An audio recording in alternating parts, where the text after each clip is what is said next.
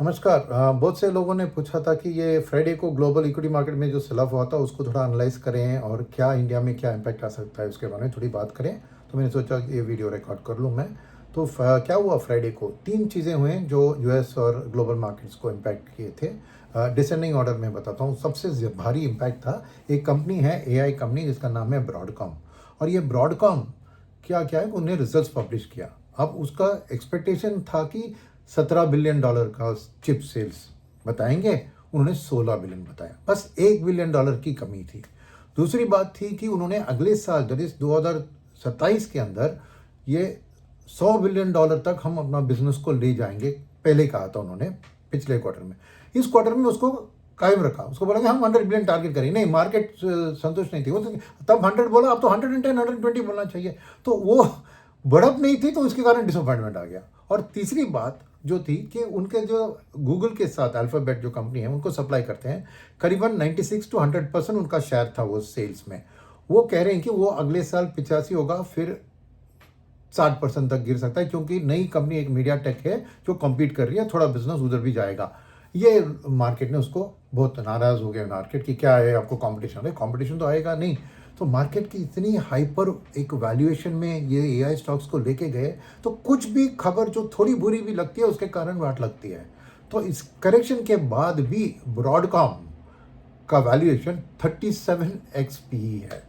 तो समझिए कि कैसे एक हाइपर इन्फ्लेटेड था। तो इसलिए नास्डा का कल 4% करेक्शन हुआ, राइट। और उसके साथ कोरिया, ताइवान, ये सब मार्केट में भी 3 4 6 ऐसे परसेंट की करेक्शन हुई, क्योंकि वहाँ पे भी टीएसएमसी, सैमसंग जैसे एआई रिलेटेड कंपनीज की वैल्यूएशन भी बहुत बढ़ चुकी थी, तो वहाँ पे भी करेक्शन हुआ।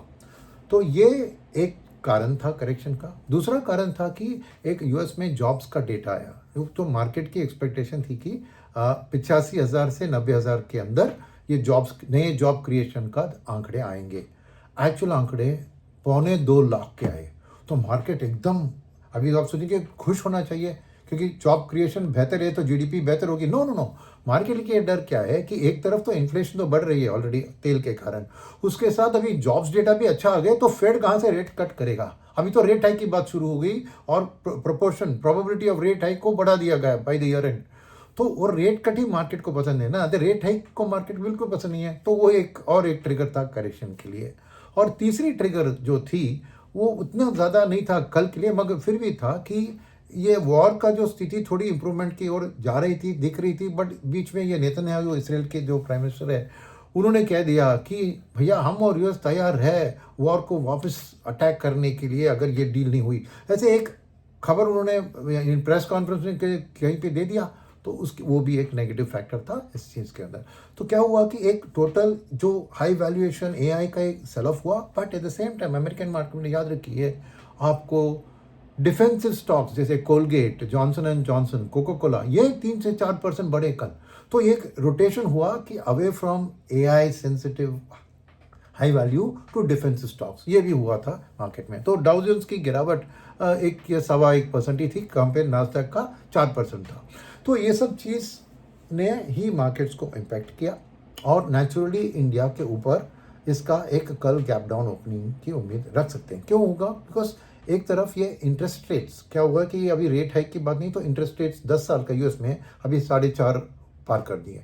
तो ऐसे होता है तो पैसा थोड़ा यूएस के अंदर जाता है इमर्जिंग मार्केट से। तो इंडिया भी इमर्जिंग मार्केट है, तो सभी इमर्जिंग मार्केट से पैसा निकल कर यूएस को जाने की कल कोशिश करेगी, फिर डॉलर इंडेक्स भी स्ट्रेंथन होगी। तो उसके कारण एक गैप डाउन ओपनिंग ज़रूर, एक risk of gap down opening दिख रहा है कल। मगर उसके बाद क्या रिकवरी हो सकता है इंडियन मार्केट में? हो सकता है, क्योंकि 2 3 चीज़ और भी है ना जो इंडिया के बारे में खास है। एक है, जो अगर ज़रूर जेन्युइनली ये एआई से पैसा भाग जा रहा है, तो परफेक्ट एआई हेड इंडिया है, क्योंकि हम एआई चिप्स तो प्रोड्यूस नहीं करते हैं, मगर हम एआई के कंज्यूमर हैं। तो अगर वो चीज़ है, जैसे डेटा सेंटर में या सॉफ्टवेयर एप्लीकेशन में, एआई कंसल्टिंग में हम डेटा का यूज़, एआई का यूज़ कर रहे हैं, तो ऐसे यूजेज साइड पे शिफ्ट हो सकता है away from the producer side.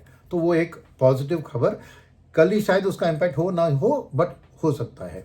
Second है कि आरबीआई की पॉलिसी में जो फॉरेक्स के कारण बॉन्ड्स के अंदर निवेश के लिए जो अनाउंस किया था, तो क्या है वो ओके कि 2 टैक्स थे, विथ होल्डिंग टैक्स और कैपिटल गेन टैक्स, दोनों ने गवर्नमेंट ने हटा दिया। उसके साथ आरबीआई ने भी एक्सपैंड कर दिया कि खाली 10 साल के जीसेक नहीं, 15, 20, 30, 40 साल वाले जीसेक में भी जो अभी तक इशू है उसमें डाल सकते हैं। तो अभी तक जो एग्जिस्टिंग लिमिट है उसको ही ज़्यादा यूज़ नहीं हुआ है, करीब 3.3 लाख करोड़ का ही है, जबकि और 4 लाख करोड़ एग्जिस्टिंग 10 ईयर में आ सकता है। और एडिशनल इशुएंसेस अभी होंगे तो उसमें एस्टिमेट्स मैंने पढ़ा 2-3 बैंकों के कि कितना आ सकता है, तो करीबन 40 से 75 बिलियन डॉलर का मीडियम टर्म के अंदर पैसा आ सकता है। अब ये कल के लिए बात नहीं, बट कल के लिए क्या है कि ये चीज़ को अगर फैक्टर कर दिया जाए और इसके साथ क्या क्या आरबीआई ने उन्होंने पीएसयू बैंक्स और नहीं सॉरी पीएसयू एंटरप्राइजेस को ईसीबी के लिए अगर डॉलर में बोरो करते हैं, क्योंकि पिछले साल 30% गिर गया था, एनटीपीसी, आईआरएफसी ऐसे जो फॉरेन उनके फॉरेन बोरोइंग्स गिर गई थी, तो उसको वापस फॉरेन से बोरो करने के लिए, सपोर्ट करने के लिए आरबीआई ने कहा कि हम पार्शियली आपका जो करेंसी कॉस्ट है उसको हेज में हम मदद करेंगे। तो वो एक पॉजिटिव है, शायद वो इशू कर सकते हैं और डॉलर अंदर आ सकता है।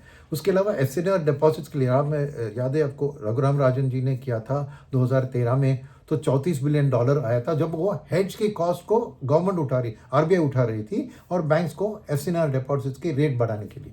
तो इसी तरह अभी भी हेज को प्रॉमिस किया है, तो एफसीआर डिपॉजिट्स में 1.5 से 2% तक इंटरेस्ट रेट्स बढ़ सकती है। तो लास्ट टाइम 2013 में 34 बिलियन डॉलर आया था, इस बार उतना आएगा कि नहीं पता नहीं, मगर ज़रूर एक अट्रैक्टिव इंटरेस्ट रेट देने से हमारे एनआरआई दोस्तों एफसीआरबी के जरिए यहाँ पैसा ला सकते हैं, वो भी डॉलर के लिए पॉजिटिव है।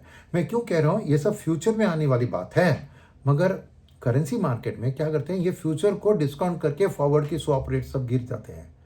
तो एफआईएस के लिए भी जब इंडिया में निवेश करते हैं वो देखते हैं कि एक बार एक तरफ इक्विटी का परफॉर्मेंस, दूसरी तरफ करेंसी के कारण कितना नुकसान होगा। अब इसके पहले सोच था 1 साल के बाद की 97 से 100 तक रुपया जा सकता है, अब वो कह रहे हैं कि अभी 93 से 96 तक रुपये का मूवमेंट Q3 Q4 में हो सकता है। तो नेचुरली पहले की जो एक्सपेक्टेशन थी रुपी वीकनिंग उससे अभी बेहतर होगी, तो उसके कारण आज इक्विटी फ्लोस आ सकते हैं, क्योंकि एक मॉडल में डालेंगे तो रुपी डिप्रिसिएशन अगर कम अभी डाल रहे हैं तो नेचुरली इंडिया की एक एपिटाइट थोड़ी बढ़ सकती है। ये एक है चीज़ है, ये कल शायद दोपहर को हो या ना हो, मैं बता रहा हूँ कि ओवर पीरियड हो सकता है और कुछ लोग कल भी ऐड कर सकते हैं।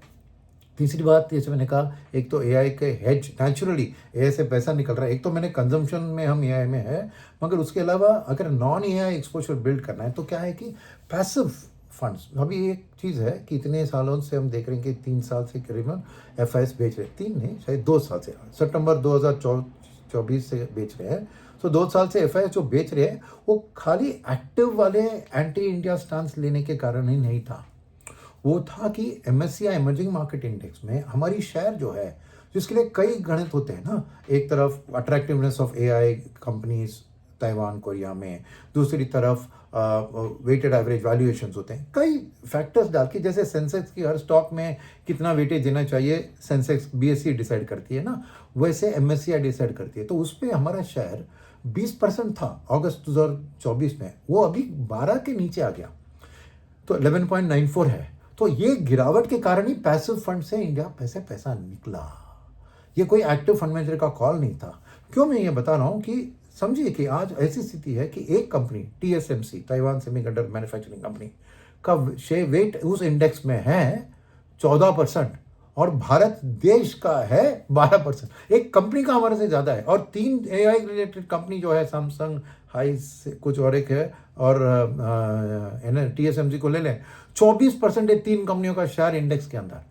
मैं क्यों ये बता रहा हूँ कि अगर ये जो सेल ऑफ हो रहा है ये चीज़ के कारण अगर उनकी वैल्यूएशन थोड़ी घटी और उनकी ये शेयर घटी तो ऑटोमेटिकली पैसिव में इंडेक्स हमारी शेयर बढ़ सकती है, तो ऑटोमेटिकली वो फ्लोस आने की भी क्षमता रख सकते हैं, राइट। तो जैसे मैं कह रहा हूँ ये सब मैं कल होने की बात नहीं कर रहा हूँ, मगर हो सकता है ओवर पीरियड, मैं पॉइंट आउट कर रहा हूँ।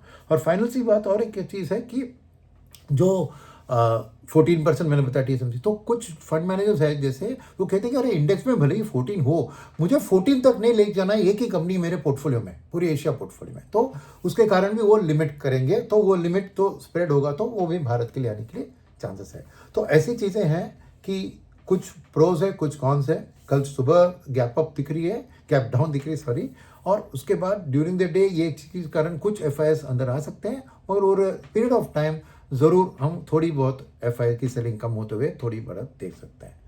धन्यवाद और अगले अपडेट में मिलते हैं।